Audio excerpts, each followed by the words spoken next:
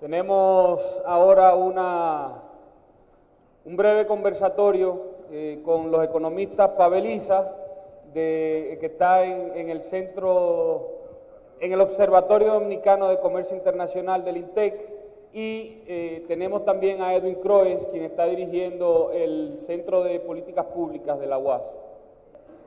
Bueno, yo voy a tomar la palabra para iniciar. Me quería tratar un poco, o quería escuchar de usted un poco lo que se hizo en Chile con respecto a las reglas fiscales que adoptaron a partir del año 2001, y los antecedentes que dieron lugar para que ustedes adoptaran esto. Y luego tendré en la próxima ronda, quiero preguntarle sobre el tema de pensiones, pero primero vamos por parte. Voy con la parte fiscal, como una a la vez. Creo que funcionaría mejor así. Bien. La verdad es que el tema fiscal, a partir del año 2000, y esto es algo que nosotros compartimos es algo bastante transversal en el sentido de que no es solamente un gobierno, sino que es algo que compartimos los distintos gobiernos.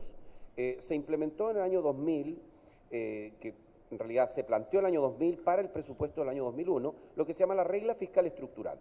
La regla fiscal estructural lo que hace es determinar los ingresos, no la proyección de ingresos corrientes, sino la proyección de ingresos estructurales del país.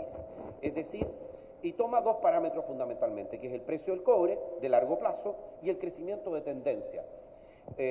Yo creo que para nosotros ha sido muy importante porque esto le ha dado un ancla de largo plazo a la política fiscal, que no es la conducción de la política fiscal desde un punto de vista de lo que pasa en un año, sino con un horizonte. Claramente hay alguien que no es partidario de la regla fiscal. Entonces, ¿qué es lo que ha logrado?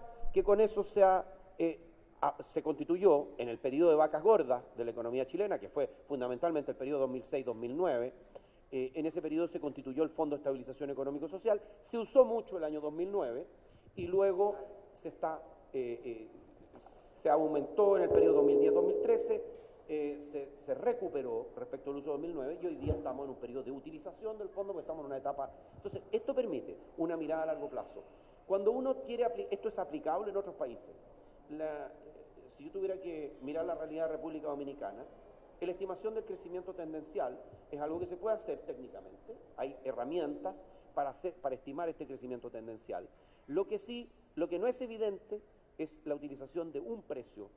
En el caso de ustedes, en el caso de Chile, obviamente es el cobre, es el precio del cobre. Pero aquí no es claro qué precio uno utilizaría. Tal vez habría que usar un precio promedio de un conjunto de bienes. Pero esa es un poco la idea de la política fiscal. Entonces, con esta política fiscal, que es un compromiso de los gobiernos, esto sufrió, en el tiempo se fue profundizando. El año 2006 se estableció la ley de responsabilidad fiscal, hoy día está establecido por ley, antes era simplemente un compromiso. El año 2012 profundizamos, transparentamos la regla y luego establecimos el Consejo Fiscal Asesor. Entonces, eso es parte de lo que hemos hecho en materia de regla fiscal. Bien. Bienvenido, ¿se escucha? Bienvenido, profesor Larraín. No se escucha. Okay. Bueno.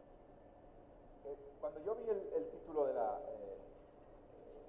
actividad, los riesgos de la economía mundial, inmediatamente me pregunté cuáles riesgos, ¿no? Y los riesgos son precisamente repetir lo que pasó en 2008-2009, en términos macros, ¿no? Es decir, la crisis financiera que arrastró la economía internacional. No se escucha. Gracias. Sí. Voy a repetir rápidamente lo que dije cuando vi el título de la actividad. Hablaba de los riesgos de la economía mundial y me preguntaba cuáles eran los riesgos.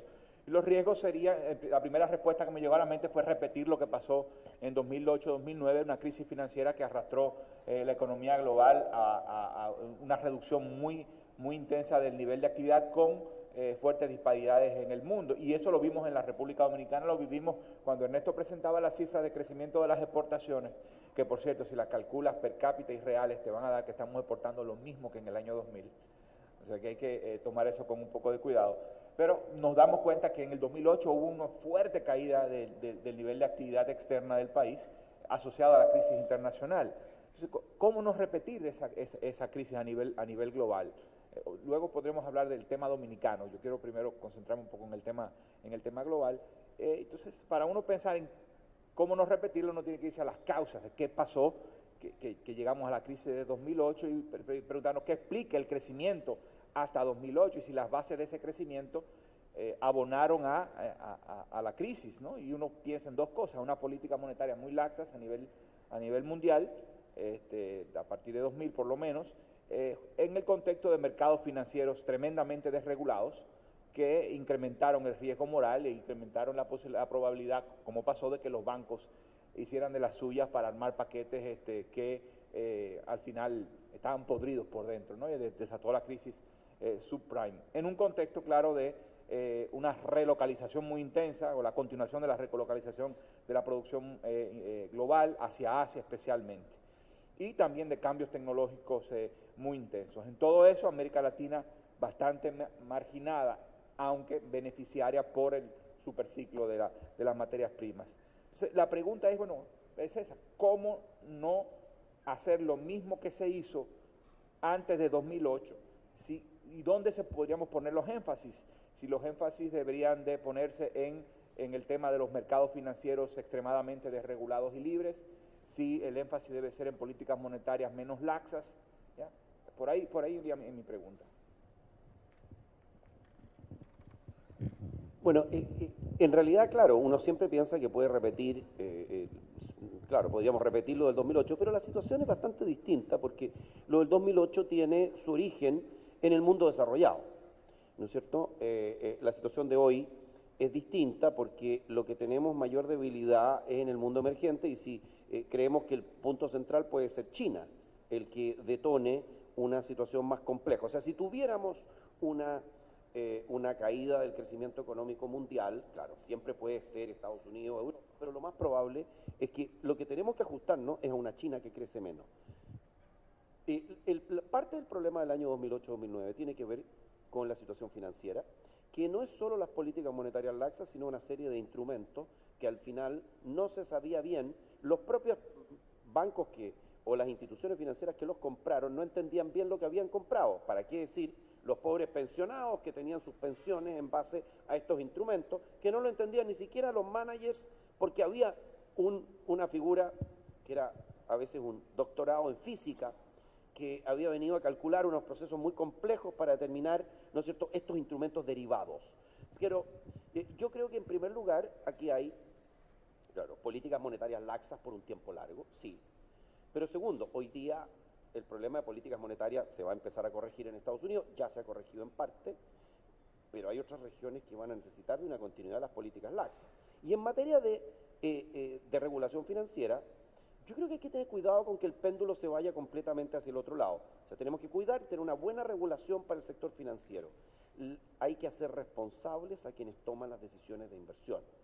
En los directorios de estas instituciones financieras, hay que tener coordinación de la regulación. Parte de esto ha ocurrido, pero lo que no podemos hacer es irnos hacia el otro lado y ahogar al sistema financiero, ¿no es cierto?, con regulaciones. Entonces hay un delicado equilibrio, ¿no es cierto?, entre tener una situación, un sistema financiero que considera los riesgos sistémicos, como se ha determinado hoy día una institución, algunas instituciones que no se preocupaban porque decían: yo soy muy grande para quebrar, too big to fail.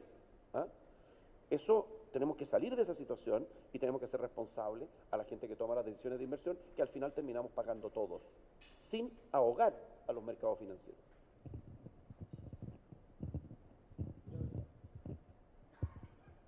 Uno, dos, tres, ok.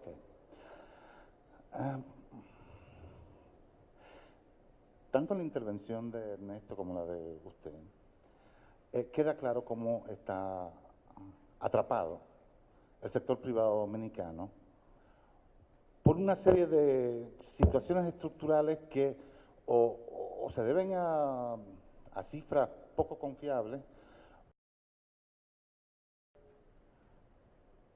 a una situación de agentes económicos poco imaginativos. Por ejemplo, Ernesto analizaba la cartera de los fondos de inversiones. Es algo vergonzoso, ¿no?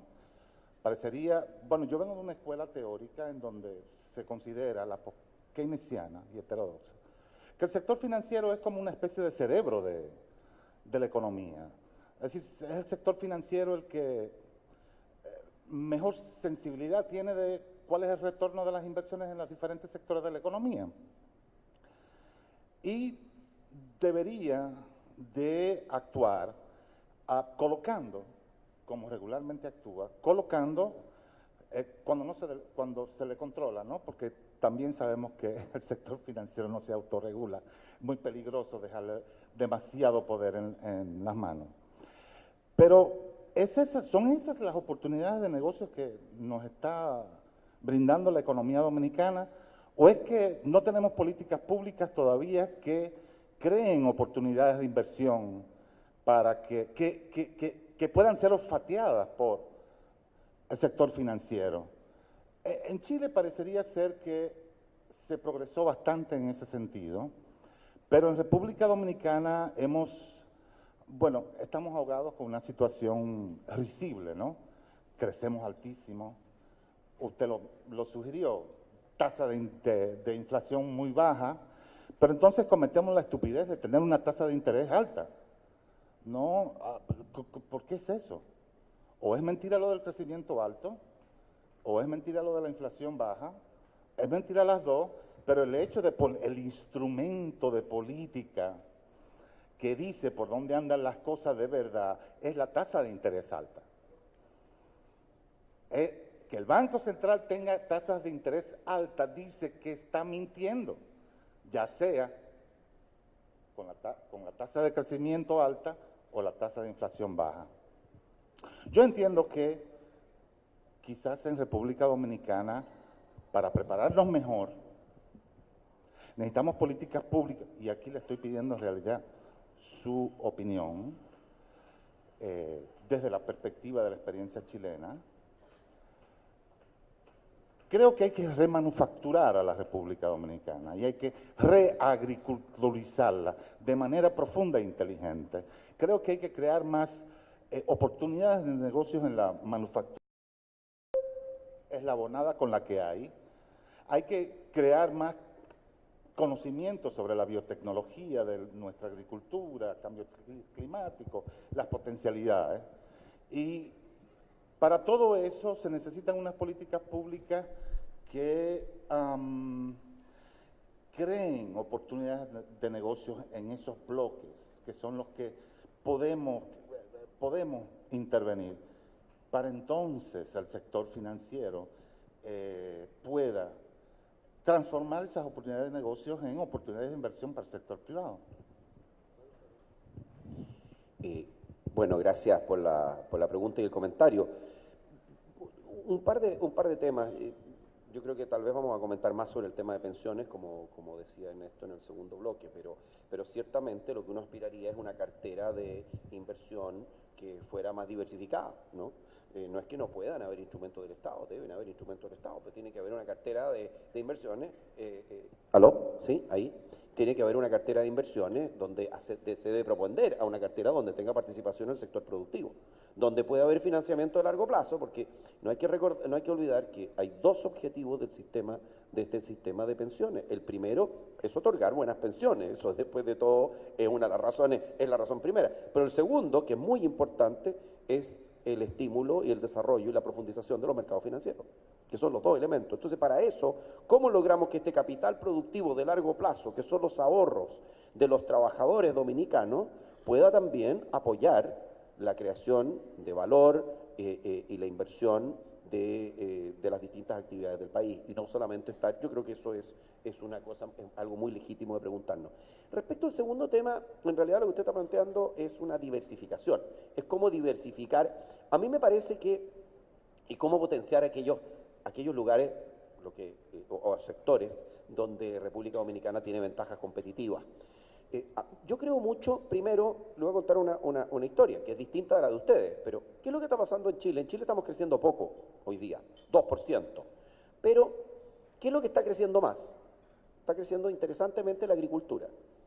Es el sector que tiene un crecimiento más potente. Chile tiene una, como ustedes saben, una base agroalimentaria muy potente de exportación, y también de sustitución de importaciones, sobre la base de una sustitución de importaciones eficiente. El elemento central aquí ha sido el tipo de cambio, la depreciación cambiaria. Esto puede ser distinto de la situación que se vive en República Dominicana. Yo también creo en la posibilidad de tener fondos para investigación y desarrollo que puedan dirigirse, ¿no es cierto?, donde haya ayuda y apoyo del Estado a la investigación y desarrollo con incentivos tributarios para que las empresas puedan desarrollar su investigación y desarrollo y para, no regalando, bueno, en alguna parte se puede regalar, pero a veces pidiendo una suerte de sistema 1+1. Usted pone uno, yo pongo el otro. Me refiero, un peso o un dólar, ¿no es cierto?, y usted pone otro dólar. Hay sistemas que son participativos para estimular y para poder investigar y poder tener algunos sectores más de vanguardia, biotecnología, ojalá. Pero yo lo que sí tendría cuidado es que esos sectores los desarrollemos a través de una entidad pública, se desarrolle. Lo que hay que hacer, yo creo que es generar las condiciones para que esos sectores se desarrollen. Y si eso requiere un apoyo en investigación y desarrollo, como se hace R&D, como se hace en parte, creo que es muy positivo. A la vez de generar un ambiente macroeconómico estable y todas las otras cosas que sabemos que son necesarias para el desarrollo de estas actividades. Tipo de cambio competitivo, tasas de interés relativamente bajas. Yo creo que eso también es un elemento importante. Estaba mirando ayer algo que me preocupó, no solamente es que la tasa del Banco Central, los spreads son bastante elevados y eso determinan tasas activas que son altas. Yo creo que es interesante mirar, a veces hay distintas razones, hay encajes, hay riesgos de los créditos, no hay ninguna duda, pero a mí me sorprendió la diferencia entre la tasa pasiva y la tasa activa, que hace que la tasa de préstamo sea relativamente elevada. Gracias, don Felipe. Efectivamente, quiero preguntarle sobre el tema del sistema de pensiones y de capitalización individual, que muy bien ustedes están exportando en el mundo. Nosotros lo adoptamos ya hace unos años, y un poco, como le pudimos mostrar en las gráficas, de cómo se ha ido colocando esos recursos, cómo está la participación del sector privado en la emisión de títulos en el mercado. Y quisiéramos escuchar de usted primero su opinión sobre el sistema de capitalización individual, y nos gustaría mucho escuchar la experiencia de Chile y un poco cómo fue evolucionando en la medida, claro, porque no es que empezamos todo de cero y ya estamos preparados para hacerlo todo, y eso es entendible, pero ya luego de 12 años de implementación, ya todavía aparece en los títulos que preocupa, ¿verdad? Y que en última instancia el ahorro de los trabajadores, que está llamado a traducirse a inversión para, digamos, que se pueda desparramar hacia la economía, no está sucediendo y es una de nuestras principales preocupaciones. Bueno, yo creo que en esta materia la investigación que se ha hecho, no la ideología, porque esto no es un tema ideológico, es un tema práctico. Hay algunos que atacan al sistema de capitalización individual. Yo creo que el sistema de capitalización individual es el mejor sistema que podemos tener y la mejor forma de organizar los sistemas de pensiones, que debe tener un complemento con un compromiso del Estado con aquellos que tienen pensiones más bajas y que a medida que la situación fiscal lo permita, ir mejorando las pensiones mínimas, eso de acuerdo a la disponibilidad de recursos públicos. Pero la base del sistema de pensiones tiene que tener una relación entre lo que contribuye la persona y lo que puede retirar, porque eso es lo que realmente da el incentivo al ahorro previsional. Lo segundo, no solamente el incentivo al ahorro, porque cuando una persona sabe que sus ahorros previsionales, si se contribuye más, tiene una mejor jubilación, opera distinto que en un sistema de reparto en que si contribuye más no va a tener ningún efecto sobre la jubilación. Entonces, creo que en primer lugar, ese nexo tan estrecho entre lo que el estímulo de la contribución. Lo segundo es, y esto con algunas lecciones, porque de repente lo que ocurre es que uno encuentra reclamos porque los sistemas no generan las pensiones que la gente espera. Pero eso tiene que ver con otros elementos que están ocurriendo no solamente acá o en Chile, en el mundo. Primer elemento, el aumento de las expectativas de vida de la población. Si usted mantiene la edad de retiro fija y quiere que los ahorros le alcancen, como ahora está viviendo más, le tienen que alcanzar por un periodo más largo, es indudable que la pensión que va a poder retirar mensualmente va a caer, a no ser que usted contribuya más. Entonces hay que estar consciente que el cambio demográfico, que es una buena cosa en alguna medida para la pensión, si usted quiere retirar lo mismo, va a tener que o contribuir más o jubilarse un poco después. Entonces me parece que dar incentivos a que las personas trabajen más tiempo, no forzarlos a retirarse, por ejemplo, creo que es algo interesante, que uno puede explorar el tema voluntario. ¿Para qué? Para que no tengamos lo que ocurre en algunas partes, que la gente se decepciona con sus pensiones cuando le pasan dos cosas: cuando la gente vive más y cuando tiene lagunas en la contribución. Los sistemas de pensiones tienen que ver lo que uno puede retirar con hacer un esfuerzo sostenido en el tiempo. Y si una persona, por ejemplo, contribuye un año, pero deja de contribuir 2, entonces, y eso tiene que ver también con ¿qué? Con la formalidad, y tiene que ver con la formalidad, y tiene que ver también con el hecho de tener un empleo estable, o por lo menos tener oportunidades de empleo. Y eso hace que al final la pensión vaya a ser más elevada. Ahora, ¿qué le está pasando a los sistemas de reparto en el mundo? Que tienen unas crisis fiscales, están generando unas crisis fiscales mayores. ¿Por qué? Porque los gobiernos tienen los que tienen sistemas de reparto, tienen las contribuciones de los trabajadores activos contra los pasivos que viven cada vez más y por lo tanto tienen un déficit que es cada vez mayor y genera un problema serio en las finanzas públicas. No me cabe duda desde ese punto de vista que el sistema de capitalización individual tiene ventajas importantes, complementado por un compromiso del Estado con aquellos que no alcanzan a tener una pensión mínima. Y el efecto en el mercado de capitales, la segunda pata. Inicialmente el sistema chileno tiene 35 años. O sea, que ese es parte de lo que hay que considerar. O sea, al principio, las inversiones están muy concentradas en unos pocos instrumentos financieros del Estado, o Banco Central, Estado, en bonos AAA de gobiernos industrializados. Y en el tiempo lo que se hace es que se empieza a diversificar, se empiezan a flexibilizar los requisitos de inversión de los fondos. ¿Para qué? Para que esto pueda llegar, primero, porque en algún momento esto puede haber dado una buena rentabilidad, pero hay que tratar de mejorar la rentabilidad corregida por riesgo de los fondos.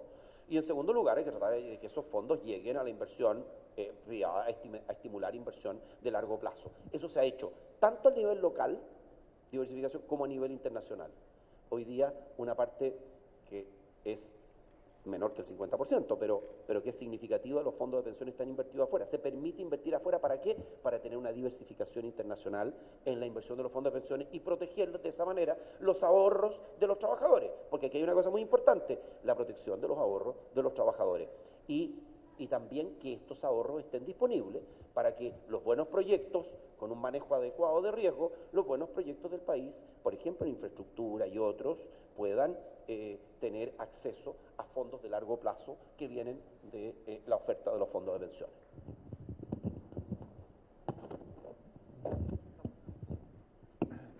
Profesor, quiero que quede un poquito su perspectiva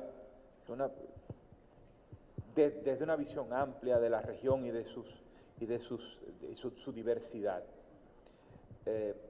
Respecto a la forma en que una economía pequeña como la dominicana sería óptimo que se insertara en el comercio internacional.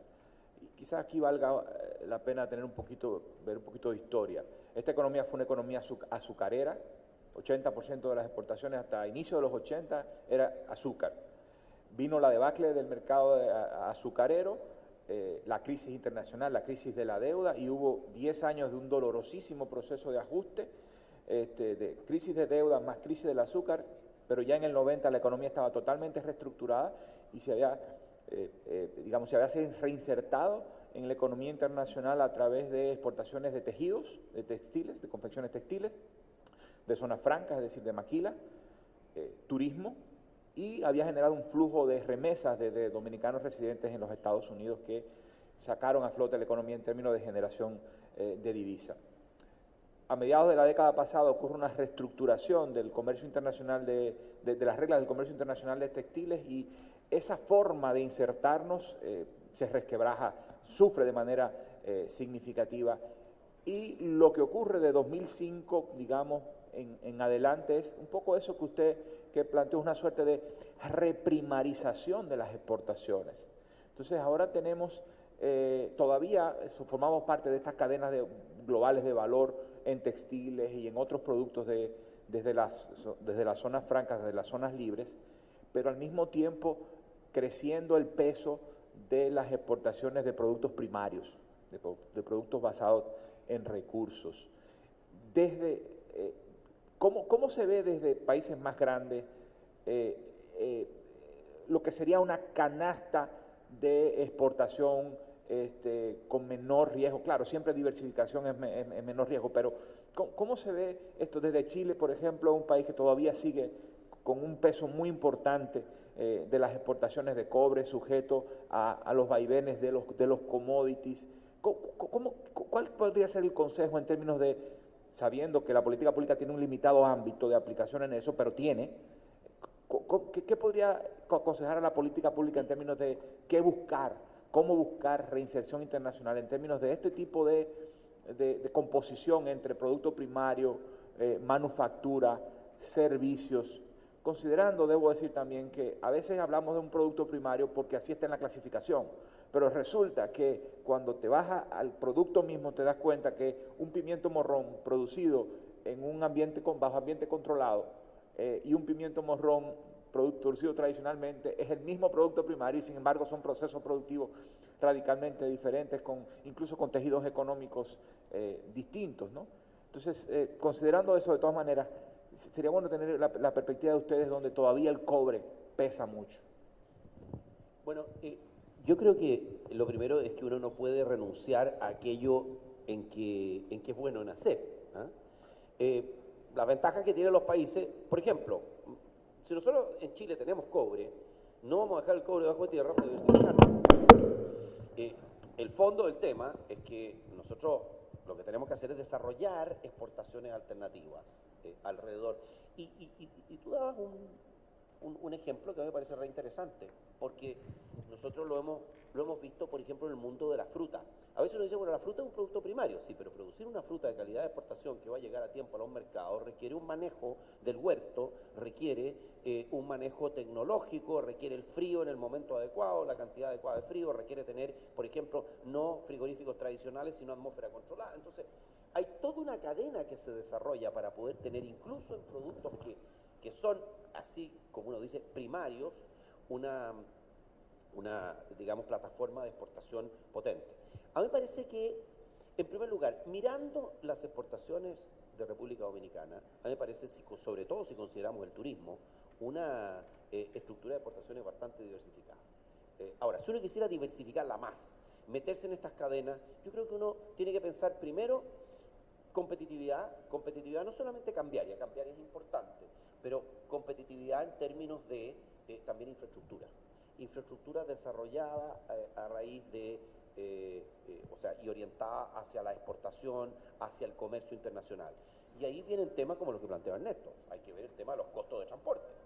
Los costos de transporte son relevantes dentro de la competitividad.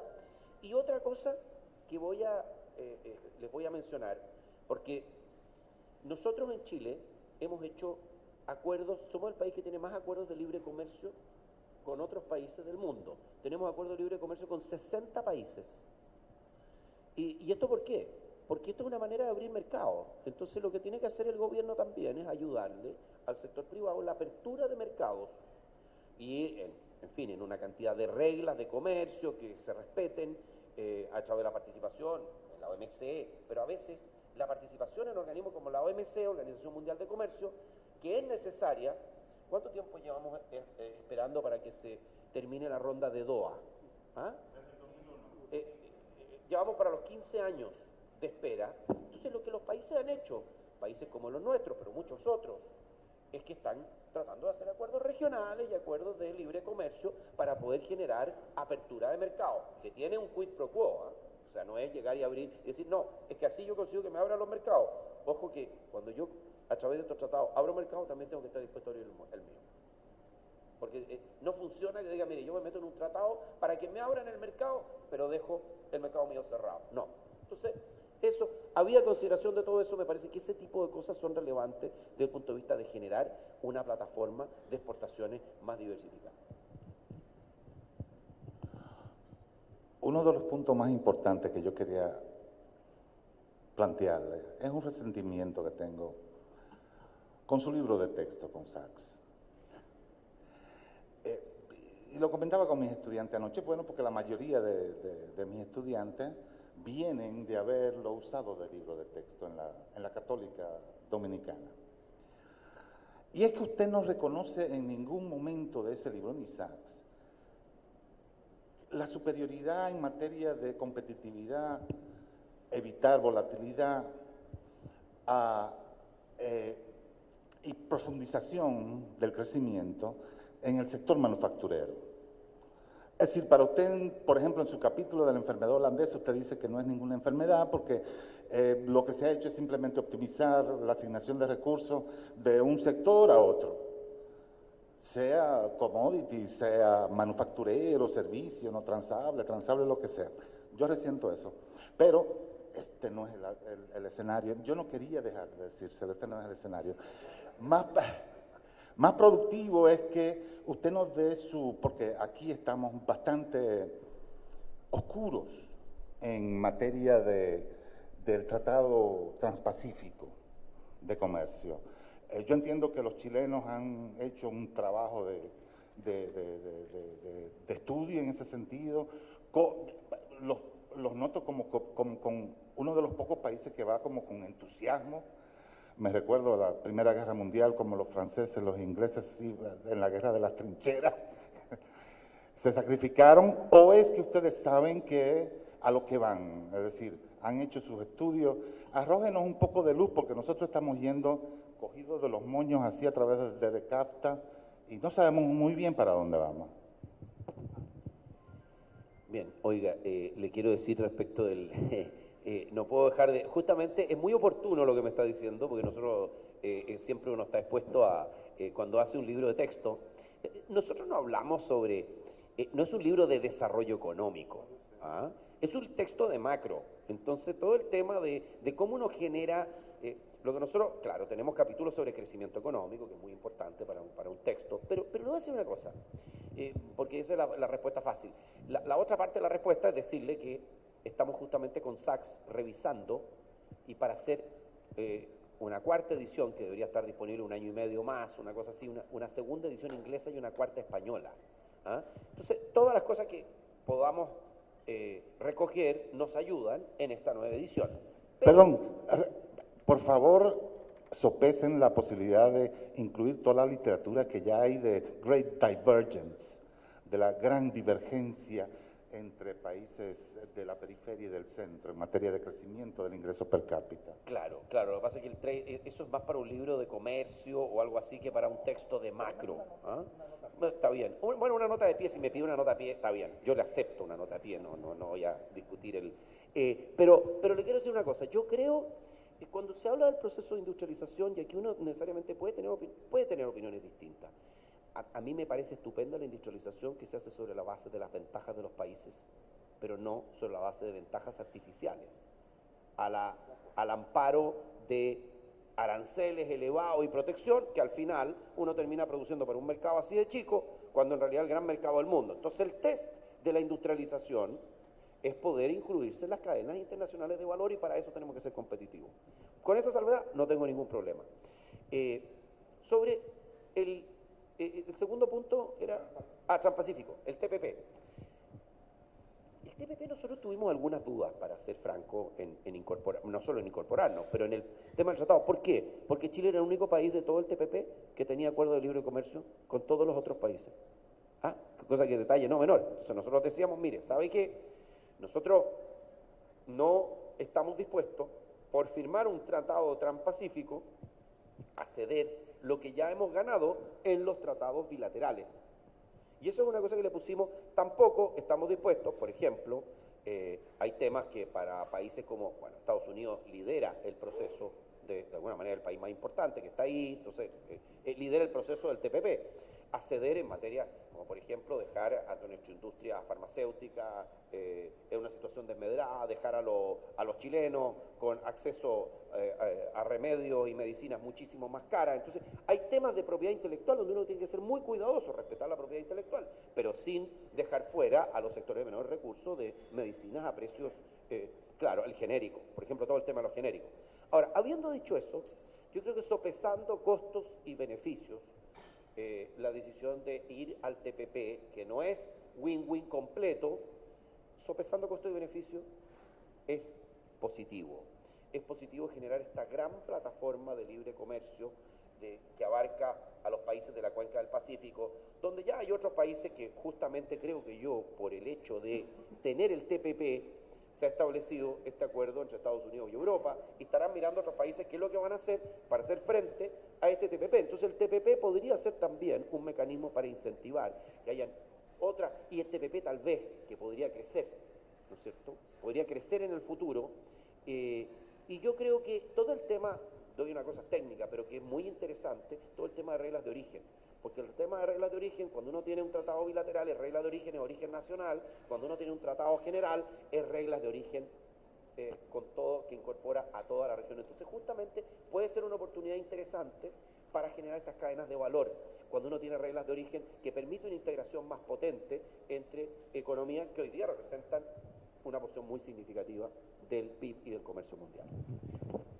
Muchas gracias. Vamos a hacer un par de preguntas del público y luego podemos pedirle tal vez un resumen de su ponencia y sus recomendaciones. En dado caso, voy a consolidar un par de preguntas que tienen que ver con en tiempos normales.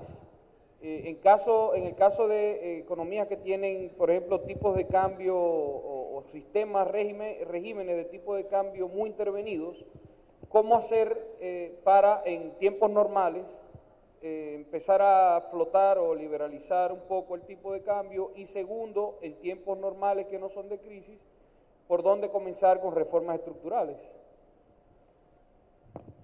Bueno, en términos de la flotación cambiaria en sí misma, por eso yo planteaba que una trilogía no puede ser solamente flotación, y así lo dejamos. Flotación con metas de inflación, bancos centrales autónomos, si además la apoyamos, porque la política monetaria requiere un apoyo en la política fiscal. Entonces, si uno puede apoyar a la flotación cambiaria con una política fiscal de largo plazo, también está haciendo una contribución. Creo que también cuando uno tiene un régimen de flotación, hay que trabajar en los mercados financieros. Hay que trabajar, por ejemplo, en desarrollar mercados de futuro para que puedan, y mercados de coberturas cambiarias, para que las personas, las empresas, las pymes, no queden expuestas a muy fuertes fluctuaciones cambiarias y puedan tener mercados de futuro desarrollados. Y eso se da no solamente a través de los forward o futuros, sino también a través de las opciones cambiarias. Nosotros lo que hicimos en Chile durante el gobierno anterior, justamente pasamos una ley que se llama una ley de derivados para opciones cambiarias, para futuros cambiarios, para ser más expedito, para darles un tratamiento tributario adecuado.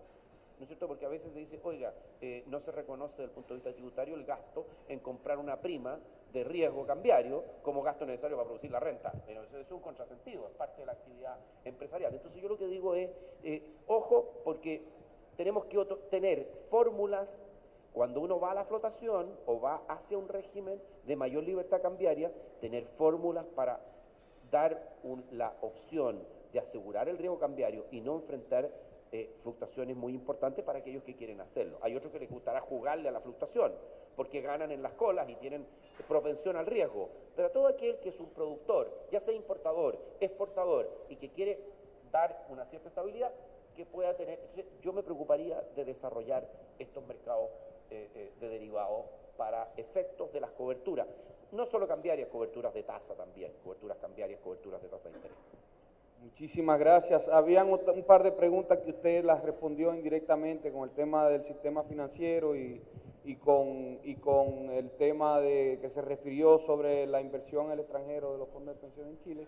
Así que yo voy a aprovechar para primero agradecerle al público, a todos ustedes que estén aquí presentes, a nuestros patrocinadores y a nuestros amigos y colegas, a Pavel y a Edwin, que estuvieron con nosotros aquí compartiendo, y muy especialmente a usted por su presencia y por haber venido a compartir bueno, sus experiencias y su conocimiento con nosotros.